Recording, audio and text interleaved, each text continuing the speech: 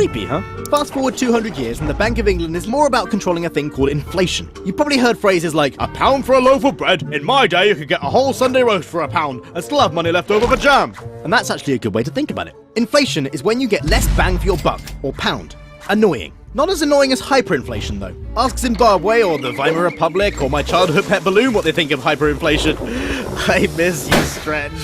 One of the things that causes inflation is when there's more money kicking about the economy. Let's say you live on Economic Example Street, and the local corner shops flog in 10 chocolate bars for 50p, which happens to be the amount of pocket money you and 9 friends are all getting from your parents.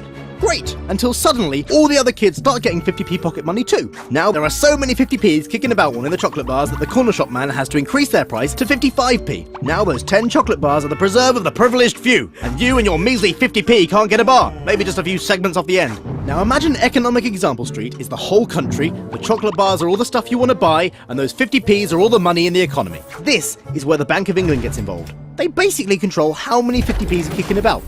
The Bank of England uses interest rates to affect how much money is flowing around the economy by changing how much it costs to borrow it. If interest rates are at 2%, you could borrow £100 from the bank and you'd have to pay them back £102. But if the bank borrows £100 from you, which is what it's doing when you open an account, they'd pay you back £102. So if the Bank of England puts interest rates up, more people stick their money in savings to get that lovely extra cash, so there's less money running about. And if the amount of stuff stays the same, the money's worth more. When the Bank of England puts interest rates down, the opposite happens. So to keep the balance, the government sets the inflation target at 2%, and it's the Bank of England's job to keep it within 1% of that. If rates go outside that, the governor of the Bank of England has to write a letter to the head money government guy explaining what the fudge happened. And that's the Bank of England, controlling interest rates and housing mad ghost ladies.